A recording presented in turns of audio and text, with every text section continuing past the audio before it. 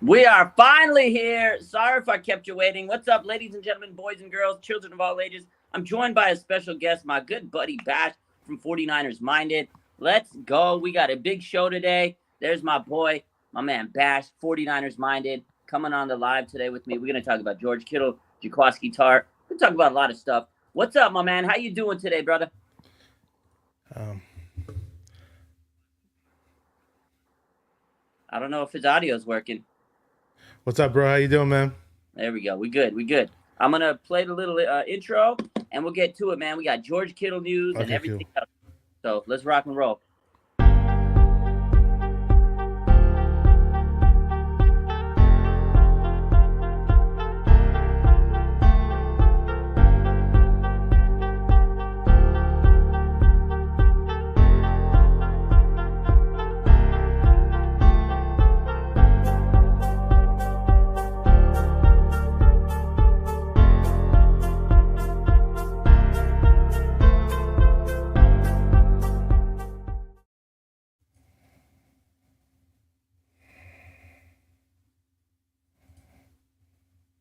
What's up? All right, let's go, man. How you doing, man? You staying cool out there? It is hot, man. Hot outside. I'm trying my best. It's I live over in Roseville, so it was literally a record heat up here, 115 degrees yesterday, and just trying to survive. I have the air conditioner on, but it's one of those days that the air conditioner isn't working to my liking. So I got my cold bottle of water next to me. Got to drink Yeah. it when I can. But other than that, man, I'm doing great. Hey, we got a game on Sunday. I'm pretty hyped up despite the whole Kittle thing. I don't know if he's playing or not, but we'll see, bro. Yeah, it is super hot out here in the Bay. It wasn't 115. That's definitely nasty. It was like 102 today, but it's hot, man. This heat wave is really taking everybody out. It's gonna be weird because the Niners are going to Chicago. It's gonna be a little cooler temps and rainy. I don't know. And then the big news, of course, like you said, George Kittle. Let's get right into that. I got a couple of tweets about this. There were some reports today from Aaron Wilson, and then all the practice reports. There's so much going on. So let me pull this first one up. So this is what Aaron Wilson said. He says that 49ers tight end George Kittle's groin injury is not good. There's a contingency plan in place for him should he be ruled out of the first game. He says one source said that he characterized the injury as serious enough it would be best for him to miss the game. And not only that, I think Dave Lombardi, he put no George Kittle at the start of Thursday's practice. That typically translates into an unlikely play this weekend, especially since this is just week one. They're trying to be safe.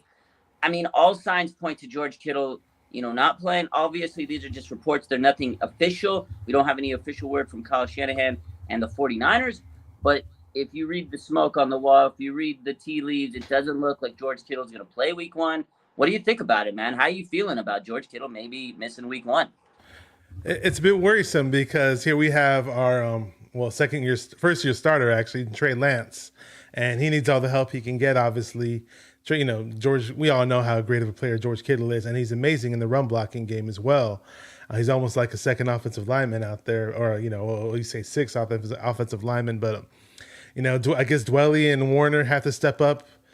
We can cross our fingers and hope that Kittle's playing, but I don't want to count on it either. We got to have our other guys step to the plate. We all know that Dwelly can catch and possibly make good plays as a receiver, but we haven't seen it complete in one full game. His blocking is questionable. Love Warner as a blocker, but then again, I haven't seen him do much as a pass catcher. So there's that mystery. So it's going to be very interesting if Kittle's not out there.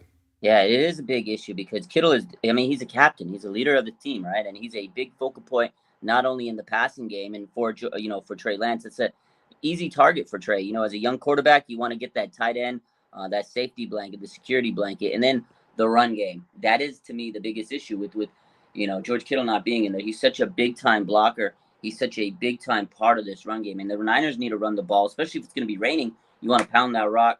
And, we have some questions with the O-line, right? We got a young O-line. They've been kind of questionable going into this season. Right tackle Mike McGlinchey's coming into the season with an injury. So there definitely is some concern there if Kittle can't play. Obviously, I think the best thing to do would be rest him, for a week or two. If this becomes an issue that he can't play, you don't play him. You don't want to risk a big injury. But then again, it's kind of like you don't have this big time player. It might put a strain on Trey Lance.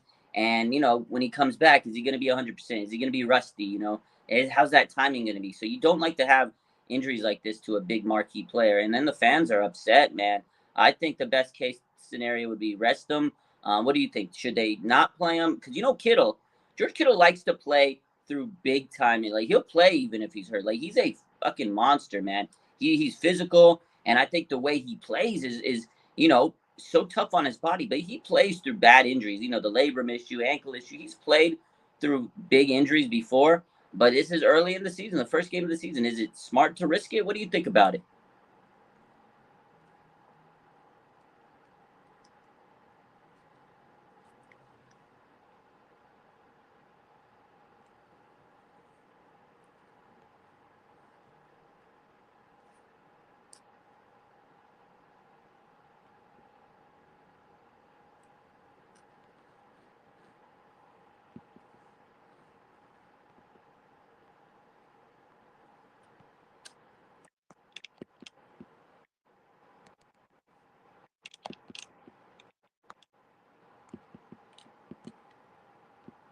My bad, bro. I might have like 20 windows open right now. Really? I Yeah, I have think a. you got No, I was me. just trying to say is you're the best person to ask because you work in the sports medicine field. But my only guess is that the doctors tell him that hey, that this can be a problem, and then if later down the road they probably won't play him. They'll probably just sit him, and he'll probably opt not to play. I mean, if it's that severe, it probably won't even be his decision. So we got to see these young guys step up again. Warner, Dwelly, and it's gonna be very interesting to see what happens from here on out. But again, like you said, Kittle hypes everybody up. You miss that fire, that energy on the field if he's gone, and more so, and just as much as his blocking and his receiving, I'd say, that aspect to it as well. Yeah, I agree. I agree. I mean, like I said, he's a vocal leader. He's big time part of this offense. But if he does miss games, then you got Ross Dwelly, Charlie Warner, like you said. Charlie Warner's a really good blocker. He's a very solid blocker. I like Charlie Warner, but he doesn't, do anything in the passing game. So then you have Ross Dwelly, but he's not the blocker. So it's like you have two guys that make up for one, and then you have Tyler Croft. I liked what I saw out of Tyler Croft this offseason, but I mean, how good is he in that blocking game, and how good is he as a receiver? I don't think Trey Lance really has that big rapport with the guy like Tyler Croft. And then again, when you have all these guys kind of getting mixed in, and then Kittle finally comes back, it's just the chemistry thing, and that's the issue with having him miss time like that. So hopefully, again, it's not an issue, it's not a big thing, but again, all signs point to Kittle missing time. Now, the big thing about Kittle, I feel like fans are frustrated with Kittle. You see all the comments. They're upset, when Kittle gets hurt because he's a big time part of this team. He gets, a lot of money to play. There's been people I've seen comments. People say trade him, get rid of him. I've seen it already, and that's what happens when you get these injuries. Fans get upset, man. They get a little emotionally attached. What do you think? Do you think George Kittle's injury prone? I got some stats to put up. What is your first take on it before I post these stats? What do you think? Do you think I mean, it's more of something we know than what I think. It happens year in and year out. It's kind of just something we have to, endure. Like we got to roll with the punches, as they say. So it sucks, but again, he's extremely valuable to the team at the same time. So it is what it is on that. I want to say what's up to somebody in the chat really quick. I haven't seen this dude in a long time. David Yang, he made a comment. He said something that we should play 3 wide receivers. And I would like that'd be fun, but we do run the ball a lot too. So I don't know. I don't know what Shanahan has in mind. And if Kittle's out of the lineup, it's gonna be really interesting. Yeah. What's up, C?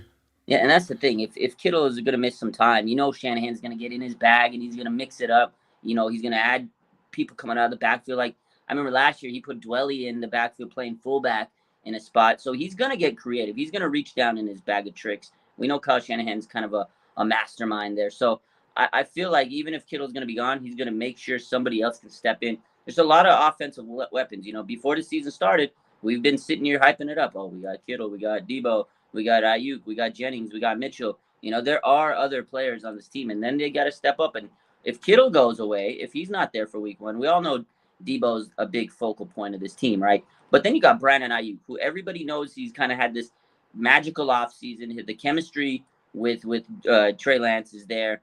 This might be a game where Brandon Ayuk just says, all right, fuck it. Kittle's not there. Give me the rock. I'm about to go and explode. So it could be Brandon Ayuk, like masterclass theater on Sunday. It might be a game where Brandon Ayuk just says, all right, man, this is the year I'm supposed to step up. Let's go, baby. And I think Brandon Ayuk is the guy that benefits if George Kittle doesn't play. What do you think?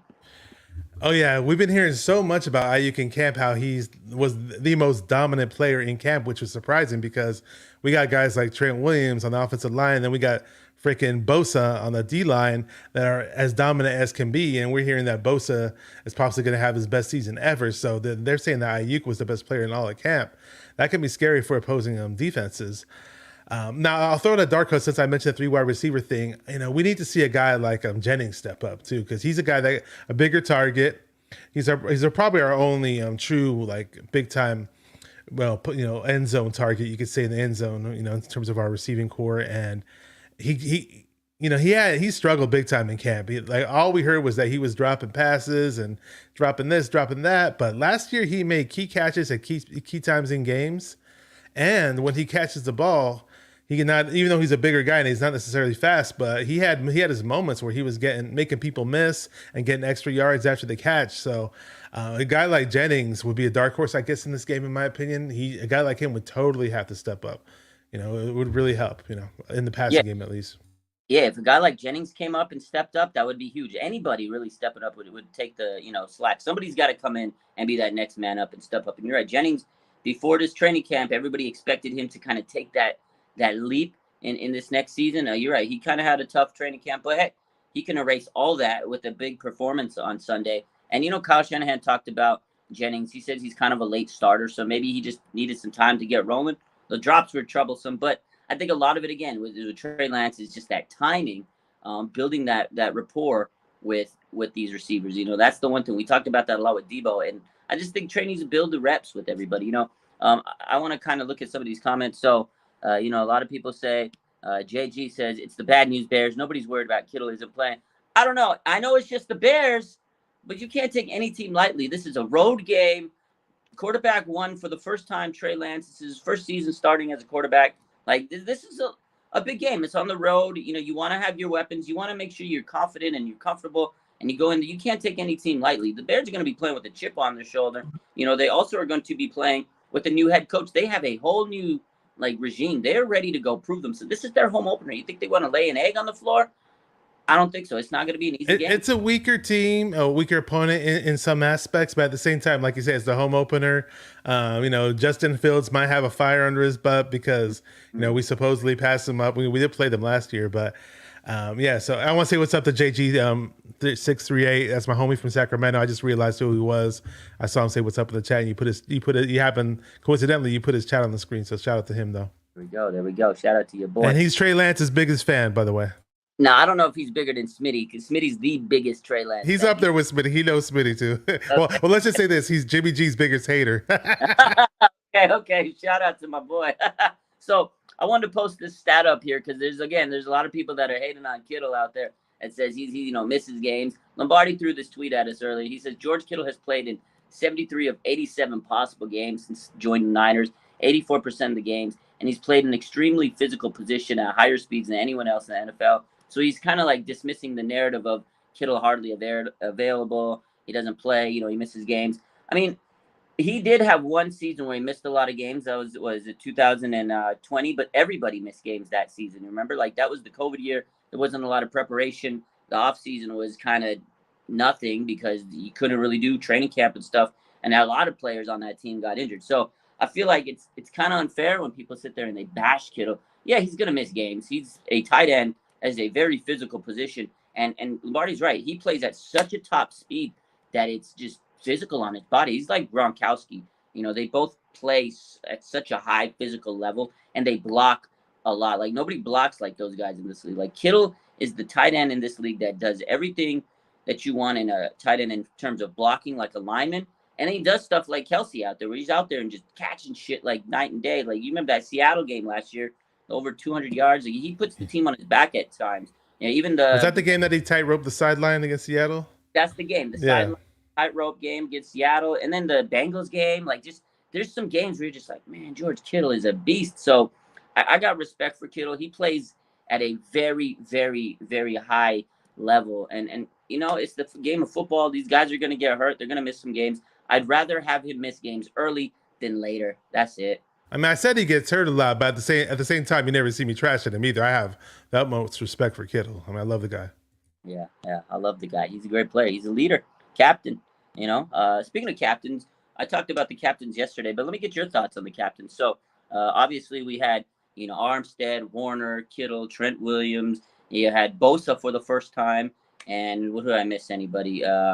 Trent Williams, Kittle, Bosa, Armstead, Warner. Oh, and Jimmy Ward, the longest tenured Niner. I mean, I think all six of them were very deserving of that award. What do you think? How did you feel about the captains yesterday? I was okay with it. I mean, the big question was obviously, oh, why wasn't the quarterback on there?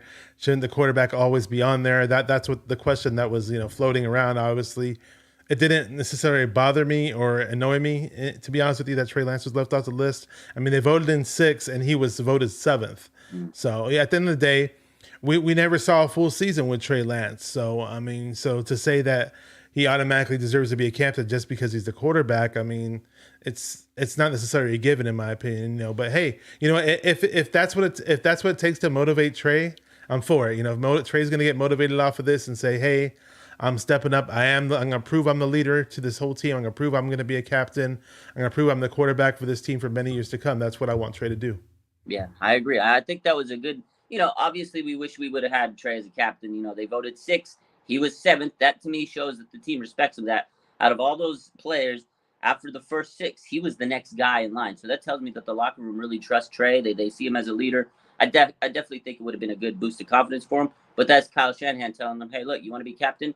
Go out there, prove it, earn it, and show these guys that you're a leader. So it's going to be extra motivation for him, like you said. He said that's one of his goals. So now he can put that down on his goal list and go out there, work, lead these guys, win games. And then I think next year he'll be a captain. And I think it's not even a big thing. A lot of people are making it, oh, Trey Lance is not a captain. That's a big thing. I think I saw an article by Mike Florio. Of course, Mike Florio, the biggest Niner hater. That's what he said. Anything to write an article. Anything to write an article. He was stirring the pot, boy, like he was Winnie the Pooh, right? And he said the fact that Trey Lance didn't get voted as captain tells you everything you need to know about the Niners and their stance on Trey Lance. And I'm just like, dude, can we go one day without any slander on Trey Lance? It's sickening to me. I don't know. At the end of the day, he just has to step up and play well, Yeah. That's all it is.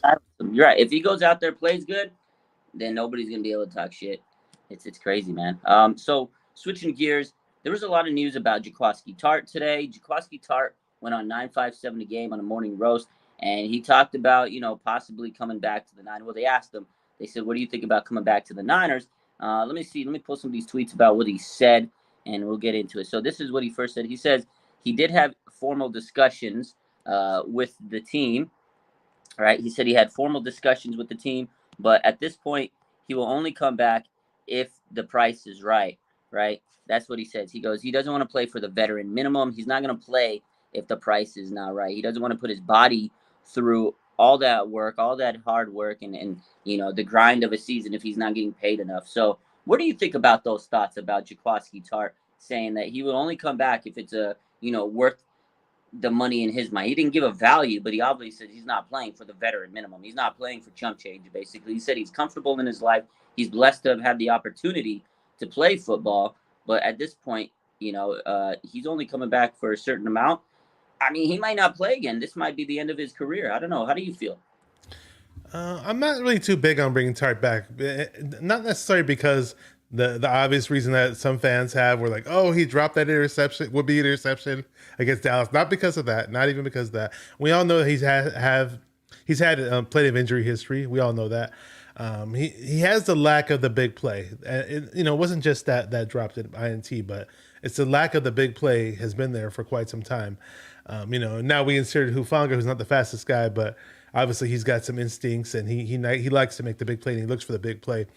But Tartt is just, I don't know, he fell on the depth chart with the Eagles. That I don't know what happened over there in Philly. I believe at one point he was on the third team or, definitely the second string at one point. What kind of money does he really want? Had it been for a veteran's minimum, I'd be more open to it.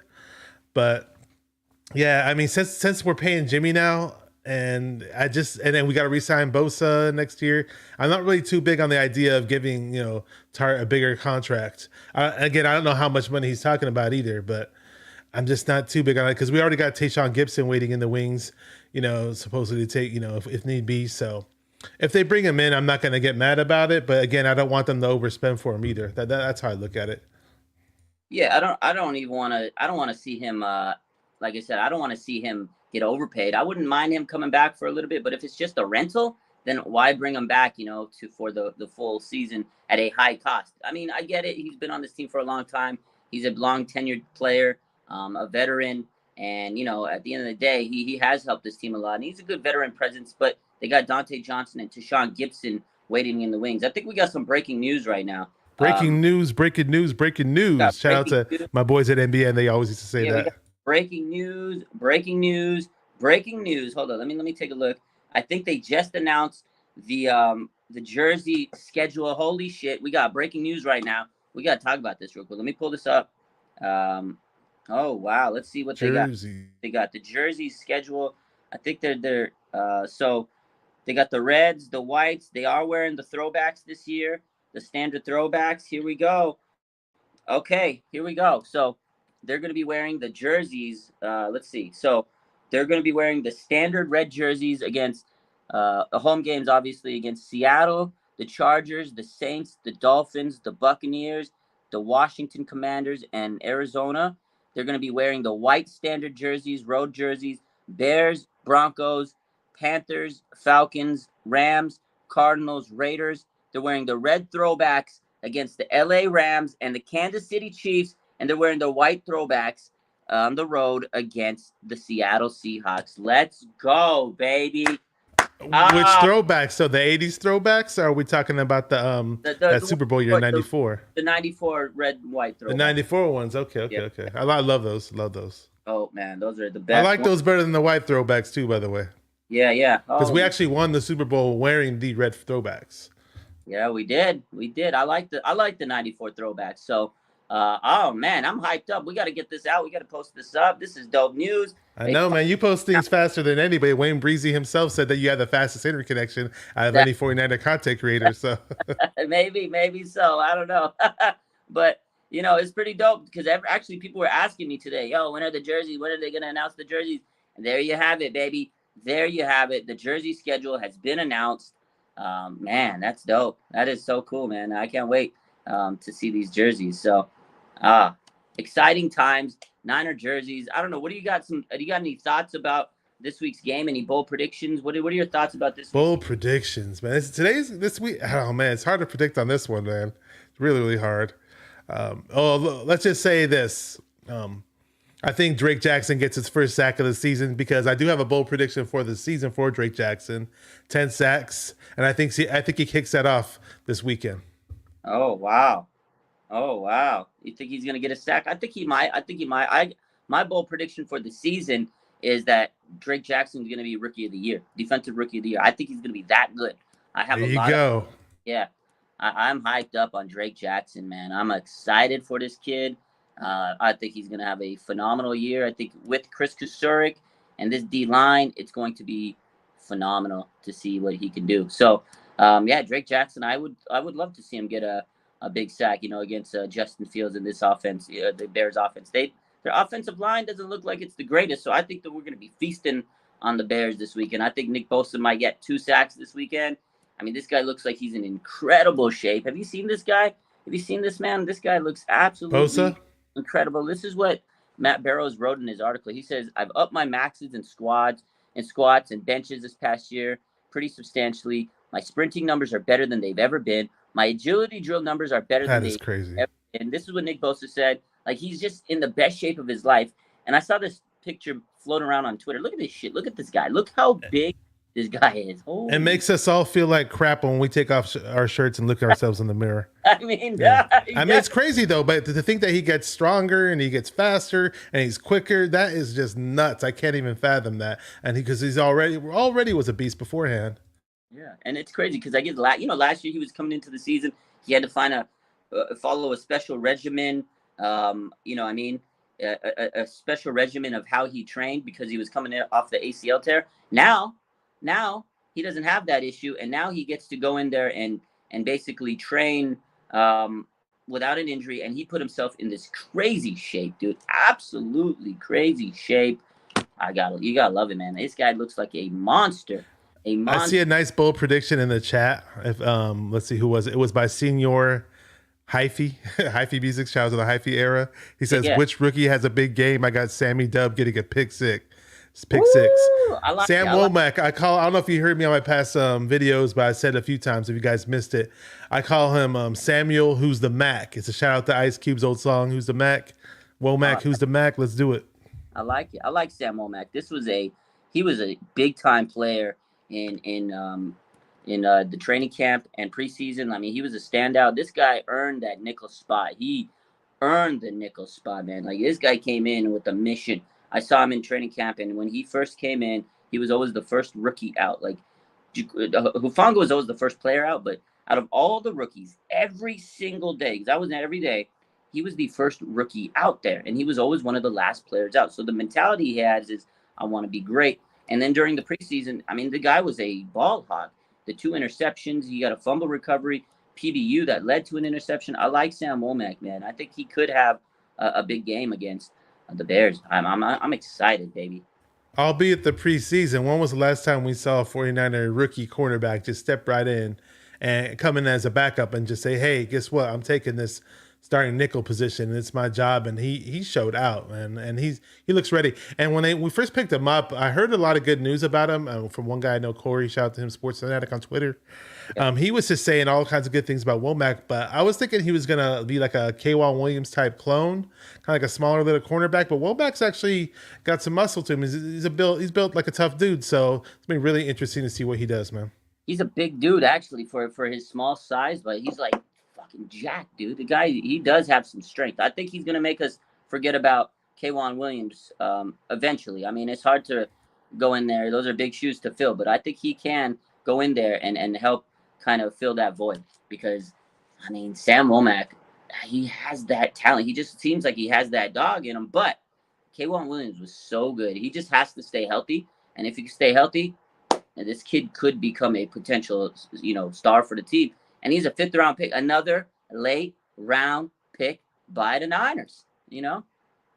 It's crazy. I wish we could do better with our earlier picks, but every now and then we come around the early picks. But we got freaking Trey Sermon that we just released. So I mean, we got some. I mean, we do hit sometimes, but you're right. Sometimes those earlier picks, they don't always get off to the best start that we want. So it is a little frustrating to see sometimes when you see these late round picks go crazy, and then you're like, what the hell can our early picks be as good? So. Yeah, I agree. Some of these early picks, like I was talking about the other day, you had Solomon Thomas, Dante Pettis, you had Reuben Foster, man. You had some really unfortunate first-round picks, and you're just like shaking your head like, what the fuck? Speaking of Dante Pettis, we face him on Sunday. Dante Pettis revenge game.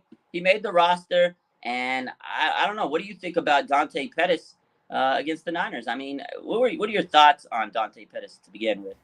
Thoughts on, from when we first got him, there was one thing that he did that I really liked, actually, when we first got him, was that he had this like jerky knee type maneuver in order to create separation. Yeah. Like he'd run like 5 or 7 yards. Next, he'd jerk his knee to the left really, really hard, then make a cut to the right, and the dude will be gone. He didn't blow everybody away, blow every single DB away while doing that, but I saw him have success doing that move. And I was like, oh, wow, this guy looks like he gets some separation. I like it. And he's got good speed and blah, blah, blah. And he made some good plays early on. It's not like he never did anything. He had zero production with the Niners. It's not like he was like A.J. Jenkins, who didn't do anything for us. He did do some things for us, but then later down the road, he kind of developed into an A.J. Jenkins, you could say. It just, and we all remember that failed punt return that he had against Seattle, and amazing punt return in college, by the way. He's got some NFL type skills and type traits, but he's just never been built for the NFL. Yeah. He's just not. He's super soft as a person. I just got to say, he's just a total softie, and mentally, I don't think he's built for the NFL either. So I agree. Unfortunately, I was a big Dante guy. I thought he was going to be good for us. I thought he had I thought he had something. He looked like he was a good route runner. Like you said, he was a phenomenal return man in college. Like he looked like he was a flashy player. When they went up to trade for him, I was like, oh, wow, it's kind of gutsy. He didn't have the he didn't have the size or the build that you like wanting out of a top receiver, but I was like, okay, maybe a year or two in the weight room, he'll get it right. I mean, he's as skinny as my ass, dude. I mean, he's skinny like me, but he's tall, lanky, skinny dude. But he came in and he showed a little potential that first year. He had some, like I said, nice route running, but it just didn't seem like he put in the work ethic he needed to do. And you know what? He didn't have that dog in him. And Shanahan's tough on especially receivers because he used to be a receiver. He is mentally tough. I mean, look at Brandon Ayuk. The guy almost fell apart last year, and he figured it out. But you have to be tough in the mind to be a good receiver for Shanahan's offense. I mean, look at Debo. This guy's so gritty. He's so tough, and that's the type of guy you need to be. That's the type of guy you need to be. Is a Debo Samuel, and that's unfortunately what happened with Dante. He just didn't have that physicality, So And about one more thing, I want to add this since you mentioned we were talking about the mentally tough side of the game, and it also reminded me because Joey Mahoney's in the chat. He's Danny Gray's biggest fan. I remember when we drafted Danny Gray and Kyle Shanahan was on the phone with Danny Gray. He's like, the first thing we like about you is toughness. He said the first thing we like about you is your speed. The second thing we like about you is your toughness. So Danny Gray is not just this skinny guy, your typical skinny deep route guy. He's got some grit to him. He can he showed some breaking tackle ability in college. He showed some run after the catch type ability, a la Debo Samuel in college. So I'm excited to see Danny Gray. What up, Trey from VA in the chat? I see you finally, bro. What's up, man?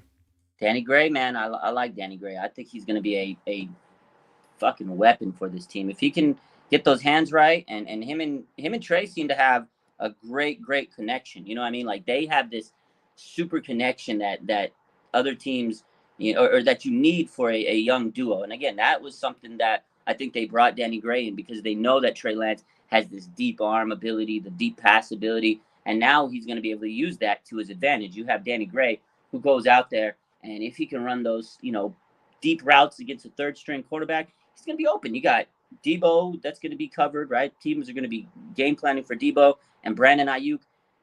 Danny Gray is going to be open. We didn't talk about Danny Gray when we talked about Kittle. Danny Gray is going to be open. I mean, you can't double team Danny Gray because if you double team Danny Gray, who's going to cover Debo? Who's going to cover Ayuk, right? So I think Danny Gray could be a sneaky good player for this team. I know he definitely has to get his opportunities. And like we talked about wide receiver in Kyle Shanahan's offense, you got to be tough. You got to be physical. You got to show that you're a willing blocker. But I'm pretty excited that Danny Gray is going to go dominate for this team. I really feel like he's going to dominate for this team as that. Okay. I like what I hear. I want to ask you this because I know you attended. I'm not sure how many practices you attended during training camp. I know you were there for quite some time. Was there anything that stood out to you and makes you say like, oh wow, this guy's going to ball out on Sunday? And one more thing about you attending those practices. What was your overall assessment from Trey from when you saw him with face to face? Go back to that first question again about anybody you saw that just stood out to you, be like, oh wow, I think this guy's gonna ball out this season or on this particular Sunday. Okay, yeah. So again, like I was talking about, I went to pretty much every practice except one. I missed one open practice. Sam Womack, again, that's the guy that I was just like, oh my God, this guy looks amazing. I was happy with Sam Womack. Charvarius Ward, when he was there, when he was healthy, he looked amazing. Javon Kinlaw looked like he was in incredible shape. The guy just looked like chiseled out of, stone. It was nice to see Javon Kinlaw looking healthy, fresh. He just looked like he was a whole different person this year. And then in the running back department, oh man, we all talked about this guy all offseason, Jordan Mason. And this is why he really stepped in and took that role this offseason. He shined in preseason, but it was the training camp where he really stood out. And I think after that, they gave him the opportunities in preseason, and he took his opportunities and he made the most of it. Jordan Mason, to me, just looked phenomenal during those practices. So you got to love to see it. You got to love when a player like that, undrafted, unknown player, comes in and then they ball out. And that's what Kyle Shanahan does. He gets these undrafted players and he makes them special. And that's the thing. We had guys like Trey Sermon, who was supposed to come in and be the star, but he wasn't. And guys like Jordan Mason came in, chip on the shoulder, unknown, go out there, prove himself. And that, to me, was the guy that really stood out head and shoulders over everybody. I remember sitting there tweeting every day, like, Jordan makes holy shit. Like, he would make big-time plays on a daily basis. And then preseason came, did the same thing. That's the thing with Jordan Mason. It makes me feel a lot better about him actually too, because not that I had doubts and I thought he was a bad player, but my thing with Jordan Mason was I remember the first preseason game, he came in with like 5 minutes to go in the fourth quarter. I'm like, okay, well, this is garbage time in a preseason game. Right? Let's be real here, guys. We've all been watching. I've been watching preseason for years, and I've seen some running backs ball the fuck out in preseason and then not do anything in the regular season. So I was just kind of skeptical, like, can he do the same type of stuff with the ones, in real games that count, real games that matter? So the fact that you said he looked phenomenal makes me feel really, really good about Jordan Mason. I can't wait to see what he can do this Sunday or in just upcoming games in the future. That's gonna be awesome. And Yeah, also I see about Trey though. and that's the thing, though. You're right, because when you look at a preseason game, you get so excited, and you have to take it with a grain of salt because it is preseason. You're right; he's not going up against the ones, but the fact that he was consistent through the whole process, training camp, and it carried over. That's what makes me really say, like, okay, this guy might actually be what we all think about. But we also you have to remember yourself. You do have to remember that it is preseason. Some of these players become preseason warriors, and then the regular season comes, and it's a whole different ballgame. So you're right. You got to take it with a grain of salt. But man, this guy shined. He was looking great this preseason. So I was happy to see him make that final roster. And then another guy that really stepped up. We talked about him, Jason Poe. Man, this guy was. I remember he was like third string. Then he got second string, and then he was playing a lot in preseason. I'm telling you, man. I'm telling you, Jason Poe was a guy that I was happy to make this final roster. You could tell he was going to make it just how hard he was working in training camp. So just a lot of players you see, and it's fun going to these training camps because you just see the development. You just see the improvement on a daily basis. And then getting to your question about Trey, I mean, the biggest takeaway is he was playing against an elite defense, man. These guys were so good. I mean, he was playing against Charvarius Ward, who came into this camp and just crushed it. He was crushing it, right? I mean, he was killing it. And then you had Emmanuel Mosley, who was locked in. He's playing against, Fred Warner and these guys, and Jimmy Ward. I mean, that was the biggest takeaway. The other thing is it's practice, it's preseason, it's training camp. These guys are defense knows what the offense is doing. They know what's going on. They know their tendencies, their scripted plays. The training camp is a time when they're trying to figure things out. They're trying to, learn their plays, trying to see what works. And there's certain plays that didn't work that Kyle's probably like, we're never going to run this again. And then there were certain plays they kept doing over and over. And then eventually the defense knew, okay, we know how this play goes. We're going to stop it. And that's exactly what happened. So, yeah, there was some ups and downs with Trey in training camp. But when he was on, he was on. When he was off, you credit the defense and you realize, okay, yeah, maybe Trey had a bad game or a bad training camp practice. But it's practice. And it's always weird to me when people track stats on training camp because you're practicing. You're just there to get better. So overall, I don't think Trey had a horrible training camp like some would tell you. I mean, they were implementing a lot of runs in there, and his red zone ability looked pretty nice to me. I mean, he was scoring touchdowns with Brandon Ayuk on a daily basis. The deep passes were nice. But the defense, man, you got to realize it's an elite defense. It's a top 5 unit in the league.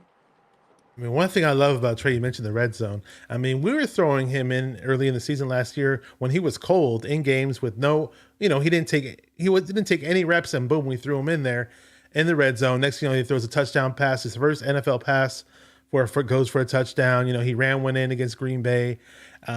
He just has a knack for the red zone, and I love it, man. I'm really excited about it. Yeah, I'm excited, dude. You're right. It's he has a knack for the red zone, and I think that's going to be really good for us moving forward because that's where we need to score because we don't want to be, as much as I love Robbie Gold, we don't want to be relying on Robbie Gold on Sundays. We want to make sure we're scoring touchdowns and not field goals. Yes, sir. Yeah. My man Anthony O says, how about Burford? Burford, that's my boy. You know me and Burford, the boys. He looked good too in training camp, and he was a guy that it was crazy because he got every single rep at right guard to start this, in training camp. Every single day, he was getting all the reps at right guard with the ones. Training camp goes and goes, and then preseason comes, and he was the starting right guard, and that's incredible for a rookie. I know Dan Brunskill was hurt, so that's probably why Shanahan, because he said it too. He goes, look, Brunskill was hurt. We had Burford. We got to give him the reps to see if he can get up to speed. And they were trying Brunskill at center at first until he got hurt. So honestly, it worked out because now you got this guy Burford who really stepped into his own. And I think he gave him the confidence that he's like, shit, man, they're giving me ones. I'm the rookie on this offensive line, and I think that was good for his confidence. Is he perfect? No, he made mistakes on that last preseason, obviously. He's young. He's going to make mistakes, but I think he has potential to become something really good on this O-line. So I love what I saw from Burford so far. He wasn't perfect. no. Well, but he's a rookie. But to step in, he shows some toughness. He shows some grit. Even Aaron Banks at times was looking good to me. A lot of people were hating on Aaron Banks. I'm not sure what your opinions are on him. If they're different, go ahead and share them. But I don't think Banks is a bust or anything like that. And I do have a lot of hope for Burford. I know we also picked up, who was it, Blake Hance, I believe, from the Cleveland Browns. So he's like a utility type guy who can play all 5 positions on the offensive line. He started games at left tackle. I saw a play where he threw Joey Bosa to the ground. So that was nice to see. So if he fills in and learns our offense, it won't be a bad thing, I guess. And you mentioned Jason Poe earlier on the offensive line. I was pretty damn annoyed when we released him, and then he was on the waiver wire, and we were 29th in the waiver wire, and we were able to pick him up. We really lucked out big time on that. What's up, Somi? I see you in the chat. We 100% lucked out on making sure we could get Poe back, and Lynch talked about that too last week. He goes, we were praying, we were hoping, because that was a guy that we really wanted. Unfortunately, they needed tackle depth and center depth. Nick Zakel was a guy that they could put in at center, and then they had a guy, Blake Hance, they could put him at center. And then they needed McKivitz and Moore to play tackle. So they were praying. They were lucky that he got him back. Aaron Banks, I think he has, potential. We can't call him a bust. This is technically his first year playing. Last year was a redshirt year. A lot of pressure on his shoulders. I don't think he played bad this preseason. I know he had a little mistakes here and there. But if you go back and watch that Houston game, that was probably the worst game with the O-linemen. The tackles were the ones that were not doing their job. If you watch the film breakdown, they were getting bullied off the line, and then the guards were having to take an extra lineman, and they were getting extra pressure. So it was the tackles falling apart. McKivitz, Jalen Moore, they just weren't able to hold their blocks, and it kind of crumbled the inside. But I think Banks had a good preseason. He had a great training camp. He looks like he's in better shape than he was last year. He's definitely put on some muscle. I hope that he could be the guy that they want. He's going to be playing on the same side as Trent Williams, so that's going to help him, and that could only be good for him. But he does have pressure because he's, filling in for Laken Tomlinson. The fans love Laken. They didn't want to see him go. I get it. But Laken Tomlinson was expensive, and they already had committed to Banks last year when they drafted him. That's basically them telling you, hey, we're probably going to get rid of Laken Tomlinson. Suck it up, fans, and deal with it. And now we have to see what Aaron Banks can do. This the Aaron Banks era. He did get drafted over a lot of players that we could have got. There was some players, Creed Humphrey, blah, blah, blah. We can go through the list of them, but plenty of players they could have had on this team. Unfortunately, they went with, depending how you look at it, fortunately or unfortunately, we don't know how it's going to play out. If Aaron Banks steps in and he does good, then it was a win pick. So the jury's still out. I like what I saw out of him this offseason, but pressure is on Aaron Banks, because the moment he falters, you know how 49ers Twitter is. You know how everybody's going to he's a fucking bust. They should have drafted this guy. They're going to list all the players, just like I just did, and they're going to say, wait, could have got X guy. Hindsight's 2020. Hindsight's a beautiful thing. I was going to say, you mentioned Trent Williams. I do love the fact that, in years past, I heard, especially when we first got Trent Williams, I was hearing that he wasn't a leader. He just, he'll do his job, but he won't necessarily lead the troops. But I heard this offseason or during training camp that Trent Williams is taking players under his wing, and we're paying the guy a lot of money too. So it's great for him to do that. I mean, we're talking about him leading the way and mentoring Aaron Banks, mentoring Burford, mentoring Poe, even from what I hear. So if whatever he knows about the game that he can teach those younger guys, it'll just help us even more. Yeah, it was cool to hear about that, because Burford was telling us about that. I had Jason Poe live with me a few weeks ago before training camp, and he said the same thing. I asked them both. I said, hey, how was it training with Trent? He goes, dude, Trent just teaches you, and you sit back and you just try to learn as much as you can. Like you absorb everything like a sponge, and that's so cool to see Trent. That's why he's a captain. Not just because he's so good on the field, and not because he's a leader on that field, but he does so much to help these guys get better. And that's why I'm okay with everybody on this line. Like, I know a lot of people are worried. I think they'll be fine. Like D Brown says, he goes, Banks will be fine. I think he will be, because you have Trent Williams there that's going to help mentor him. And he's taught these guys so much. He took them under his wing. They trained in Houston every day. Like, you're training with the best linemen in the NFL. That's going to help you so much mentally, physically, every way possible. It's going to help you get better. So definitely, man, Trent Williams is a absolute gem to have on this team. Like, it's crazy. We went from Joe Staley to Trent Williams, and We're that so was lucky. spoiled transition. That was a spoiled transition, man. I was gonna say, is that D Brown, former Boston Celtic, that won those dunk contests with the pump 'em up Reeboks? The boy was like 5'8", and he was just dunking on pools, man. D Brown was dope. Yeah, I used to love that. That was back when I watched the dunk contest. I don't know about now. Yeah, you're right. He had a little pump up. I used to have a pair of those, pump up shoes. I used to think they were the coolest. Before you did anything, you pump them, and then you like, Yep. All right, let's go. And then when they were first advertised, people thought they could make you jump higher, and it was that's what they said. It was jump higher, run faster, do whatever you got to do better. And I remember I told my mom, I was like, please, Mom, I need to get these pumps. I need to get the pump shoes. I kept begging her. She finally took, and he says, I wish. She finally took me to the mall. We got the pumps. I came to school the next day. I was like challenging people. You want to run on a race? Pump up the shoes. I was racing fuckers, man. It was fun, though. It was good times, man. Oh, man. I'm excited for this game, though, man. Yeah, I'm hyped up, bro. You get really excited for games. I ran into you in one of those preseason games before the game. I ran into you, and after the game, and you were the most hyped person leaving Levi's Stadium. And some idiot in front of us was like, "Oh, what's wrong with him? It's only preseason." But I knew what you were pumped up about because we all saw Trey Lance just throw an amazing touchdown. So hey, I was just as happy as you were. Trust me. Oh, that was last year's preseason game. What was that? The Raiders game, right? It was the Raiders game. Kansas City Chiefs. Oh no, it was the Chiefs game. You're right. I think I went to both of those preseason games. No, you're right. I remember that. I didn't go to the Raider one. It was the Chiefs game, and I was so hyped because it was like the first Trey Lance action we got to see, and he throws it because he threw the touchdown to Sherfield.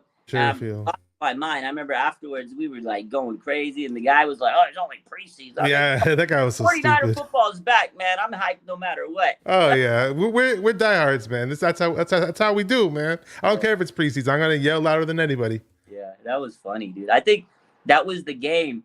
Well, you know the story. Aaron Banks' dad was sitting next to me, and I was a little critical. That's the whole story.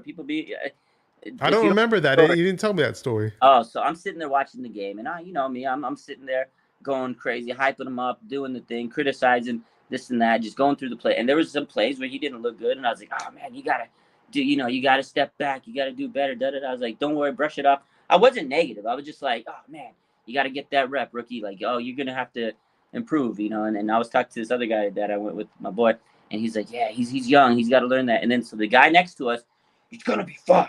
Leave him. He's gonna be fine. He was so mad. He's like, Aaron's fine. Don't worry about him. I was like, yo, chill. I know he's going to be fine. He goes, you know how I know? That's my son, and I train him, and he's going to be fine in this league. I was like, yo, bro, I'm just saying to improve technique and this and that and stop making penalties because I think he had a holding penalty, and everybody was pissed off. And I was like, bro, it's preseason. Chill. I know he's going to be fine. He goes, that's my son. And I was like, oh, how you doing, Mr. Banks?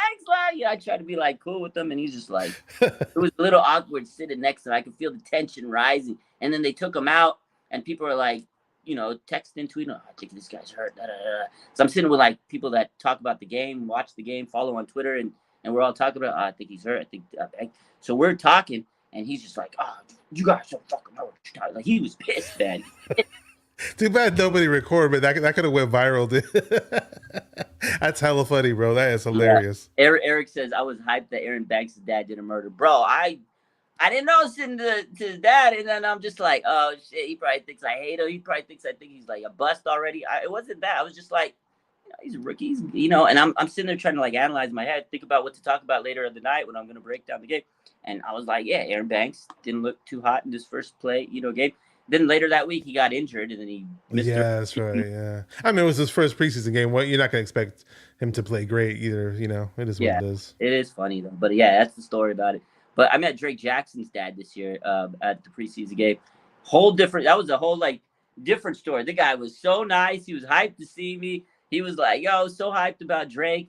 And we were chopping it up. He goes, oh man, I seen you talk about Drake on your channel and this and that. Because I genuinely have been a big fan of Drake Jackson since they drafted him. So we were talking and everything. And, he DMs me and he's like, but then he told me, he goes, yo, you're going to hate me. I'm actually a Raiders fan. So we was talking about his family. Drake Jackson's family, his dad grew up as a Raiders fan. And I was like, no, what the hell? I was like, well, he's like, well, now I'm a Niners fan. I was like, yeah, because your son's on the Niners. But he was telling us how he grew up as a Raiders fan.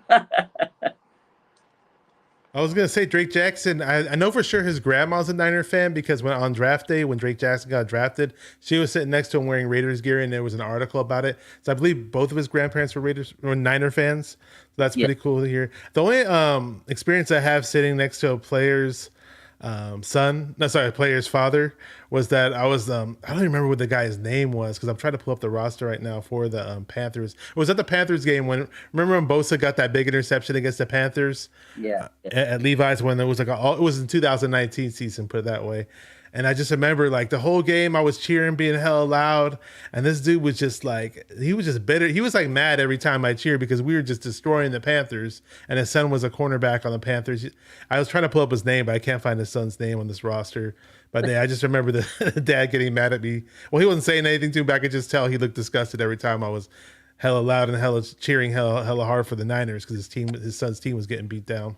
He wasn't too happy about that. I can imagine. Yeah, man. But you know, that if you're someone's parent, you're gonna go to war for him. So I get it. I get why Aaron Banks' dad was salty. But yeah, Drake Jackson, like you said, his grandmother, he was telling, and that's what his dad said. He goes, yeah, my mom's the OG, man. She's the captain of the family, and she's a Niner fan. He was telling us about that, and I go, yeah, I saw the draft video. He goes, yeah, man, she was so hyped. He got sent to the Niners. He goes, hey, we're all Bay Area boys, so at the end of the day, we're all going to support it. But I'll be at the Raiders game, and I told him, I said, I'll see you at the Raiders game. He goes, yeah, it's gonna be a little weird for me. I said, what are you gonna do? Wear like a half jersey, half Raiders, half Niners? He was laughing, man. I know you're from Las Vegas, right? So have you seen that stadium before? Have you been out to I Vegas?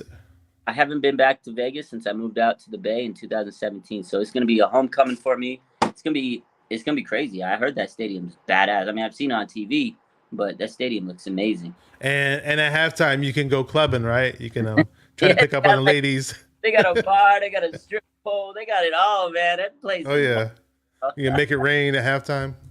yeah, that's funny, dude. Oh man, it's gonna be good times. I'm excited for this season. What's your overall record prediction for the season, my man? Overall record prediction. I've said this numerous times on other shows and my show, so I had to stick with what I'm saying. I can't change it up. 11-6, baby. Yeah, that's the I have same. no idea what we do in the playoffs, but I see us winning at least a game in the playoffs. Okay. Yeah, I got us at 11-6. It's the same record as me. I feel it's gonna be 11-6. I just feel that type of way. I think that we have a chance to win the NFC West. You know, bearing how the Rams do. Obviously, they're playing tonight. They got a chip on their shoulder, but they also have a target on their back. So you know, teams are always gunning for the Super Bowl champs, and the Super Bowl champs typically have a little hangover. So we'll see. Game tonight. Before we head out, what do you think about tonight's game? Bills, Rams. What are you going for? Honestly, I haven't studied the new roster changes on the Rams too much, and not so much with the Bills either. I'm lagging on that department because I do follow my Niners more so than anybody else. But I love what I see from Josh Allen, and he's just a beast. And in general, a lot of people are picking the Bills to go to the Super Bowl, and the Bills. I'll say I take the Bills on this one, but I want to know maybe because I'm not sure who's taking the guy's place. Was it Wentworth on Oh yeah, the Rams. Whitworth on the tackle on the Rams? Who took his place as a left tackle on the Rams? You know, honestly, I'm not sure. I haven't Okay. really looked at that. You're right. I don't know what's going on with the O I line. mean, with our offensive line, where we're plugging and playing three guys, I get that, but we still have our left tackle, and left tackle is usually the rock of the offensive line. So that's going to be very interesting to see tonight. Yeah, it's gonna be interesting to see how. I mean, Whitworth was he like 42? He was getting up there, so they Yeah, probably. he was getting up there. Yeah, They did sign Bobby Wagner to the defense. I mean, to replace Von Miller. The Rams spent a lot of money. I'm sure they got a very loaded roster, obviously, like they always do. Jalen Ramsey coming back into the season after offseason surgery. I don't know. It's gonna be a good game. I got the Bills winning tonight. I think it's gonna be a shootout. Josh Allen, Diggs. It's just too much right now. I think they're just loaded. The crazy thing is, I think that the Rams are home dogs. They're home they're at dogs. home. Yeah, they're at home. Yeah, Crazy, man. yeah, they're at home. It's gonna be very interesting to see how the Rams play their season out. Obviously, they're in our division. We don't want them to be better than us, obviously. So, No. and hey, they did get a lot better when they made that quarterback switch. Hopefully, we get better because we made our quarterback switch. So. We'll see. I mean, yeah, Stafford was a big improvement over Goff. I mean, no hate on Goff. He just doesn't. He didn't have that ability to like take it to the next and win a Super Bowl, and that's what Stafford did. Stafford was always on a team that just didn't have that talent around him. He didn't really always have like Look at the Rams. They go out and buy whatever they need, and that's what they did for Stafford. He was a good quarterback on that team. I got no hate on him, but Stafford's health is going to be the wild card. He does get a lot of knick-knack injuries, and now he's got this arm issue that he's been dealing with all off season. He says he's good to go. They did the platelet injection in his shoulder or his arm, and not only that, he says he did some off-season non-surgical, treatment. I don't know what that is. Maybe he took some steroids. I don't know. He says he hung out with Clayton Kershaw, his boy, and then they rehab together, whatever the case is, and they strengthen themselves.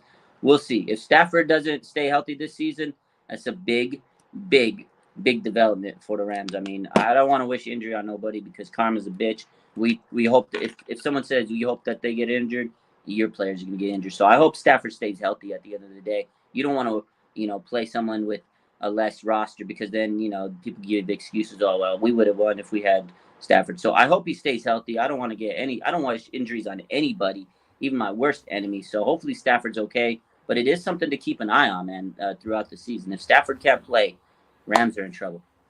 Oh yeah, without a doubt, and hopefully it gets to the point this season where Stafford's wife does complain about how loud our fans are next time we play them in their stadium, or Levi South as they call it. So hopefully we have his wife complaining again. And Stafford, he was in Detroit. That's where careers go to die. And he just proved that once he got out of Detroit, he was a winner. So it sucks that it was at our expense. And I was interested in us possibly picking up Stafford too when the rumor was going around. It was definitely flying around. Before so we'll see. And Stafford's always going to be tough to deal with. And I want to beat the Rams at their best, honestly. When we play the Rams, I want them to have Stafford. I don't want any victory we have to be discredited by any means. And and just for, because I brought it up earlier and I had to research it right now, the offensive tackle, left tackle for the Rams is somebody I've never heard of. His name is Joseph Noteboom, Note Boom. So number 70. It's going to be up. He was drafted in the third round in 2018 out of TCU. 6'5", 321. I have no idea what this guy is made of, but hopefully Bosa gives him nightmares when we play him.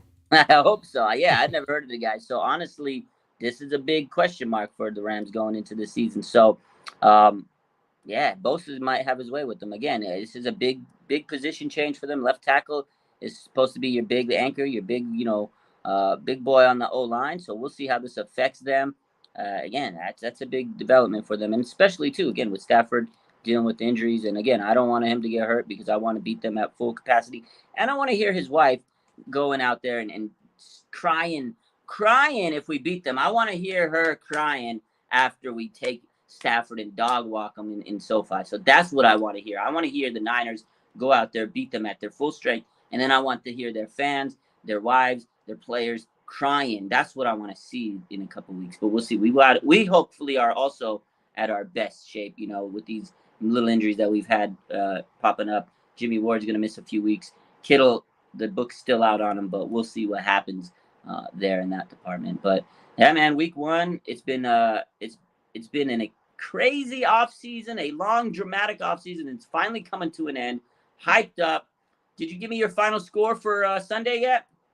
Final score for Sunday. Before I get into the final score really quick, I want it because I was mentioning the offensive lineman for the Rams. And Von Miller does play for the Bills. So just a reminder to people out there. So he might have a little revenge on his hands. And Gregory Rousseau is the other defensive end who will line up against that tackle as well. He was really good at Miami. I remember him. He was a little lackluster his rookie season. So that's going to be something to look out for tonight, the Bills pass rush. But we do have a game on Sunday. And my score prediction is 34. This is before I said 34-14, and this is when I assumed that Kittle was playing. But you know what? I'm going to stick to it. 34-14. 34-14. That's a high scoring game. I like it. I have it as this has been my prediction for the last 2 weeks. I'm going to say 23-13. I think rain's going to be a factor. I think the Niners are going to run, and run some more. I think it's going to be 23-13 without Kittle. They're going to really want to run the ball now. I definitely think, well, obviously he's not been ruled out, but if he doesn't play, I think they're just going to have to continue to run the rock. 35 times they better run that ball. I think a defensive focus game for the Niners. They got Bosa and everybody coming for blood, and I think it's going to be 23-13 on the road.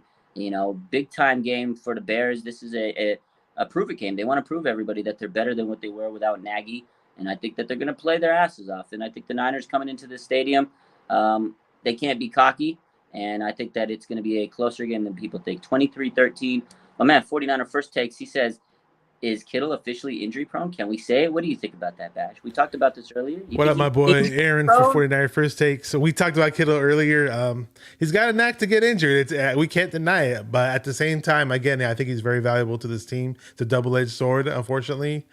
And it's just something we have to deal with that guy. I wish we had better promising reserves and waiting in the wings, but we'll see if those guys, Dwelly and Warner, can step up.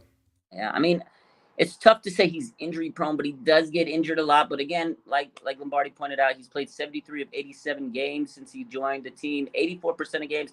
So it's tough to say he's like injury prone, but everybody on the Niners, I'm going to be honest, everybody on the Niners to me is injury prone. I mean, every year we get hurt, but I will say one thing about the Niners and injuries, because being at training camp and being a physical therapist, like the one big takeaway I noticed, like I wrote this down in my notes, and I was like, every day, looking at how practice started, they don't stretch enough. They spend like 2 minutes to stretch, and then they go right into their installments and drills. Like, I feel that they don't do a justice in the stretching department. So if that's just training camp, I don't know how the rest of the season goes. I know Kittle does yoga. I know Fred Warner does Pilates because they're girls and stuff and their families.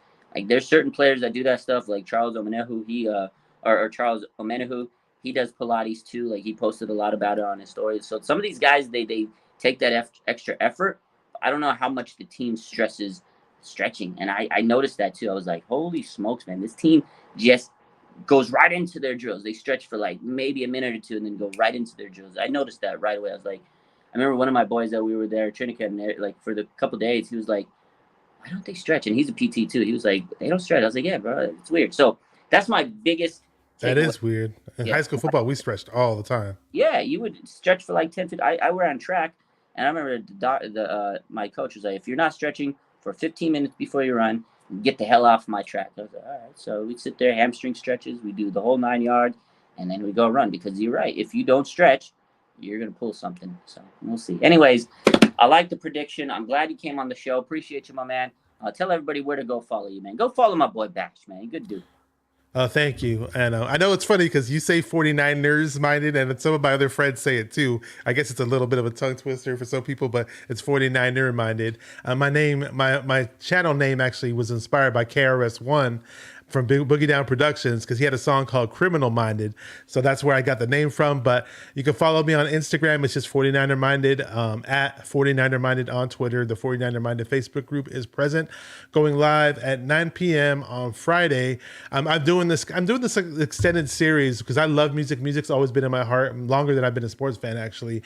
And I feature 49er rappers from time to time. We do the football talk, obviously, with my other guests, but I like to feature the 49er rappers that are grinding, because we have a plethora of talented musicians that do stuff for our 49ers. And I want to make sure that they're highlighted. So Baritz and Del Fetty are going to be my guests at 9 o'clock on Friday on my channel. I'm excited to check them out. Had them on. I've had other rappers on in the past. And we're going to have a big meetup, and I'm going to be at September 17th. I've been advertising it a lot on my social media. If anybody has any questions about it, they can hit me up, message me on social media. I always respond to my DMs, and we're going to have a lot of those 49er rappers perform there, and there's going to be raffles, giveaways, and there's food and everything. So I'll definitely be at that meet and greet over at Sunnyvale at Metro City, I believe it's called. And I might see you there, Roger. Hopefully you can make it out there. Yeah, send me the info. I'll try to tap in. That'd be dope, bro. I'll check it out. I love going there. So yeah, Nick from Nothing But Niners is going to be there too. So okay. Oh yeah, for sure, man. I'll try to check it out. Like I said, give me the info. We'll go chop it up. That'd be fun, man. I was like, hanging out with everybody. Everybody go follow my boy Bash. This is my boy. I've been knowing you for a long time, and I hit you up. I was like, yo, come on the show, man. It's been good having you on. We got to do this a little bit more. We got to get you on weekly.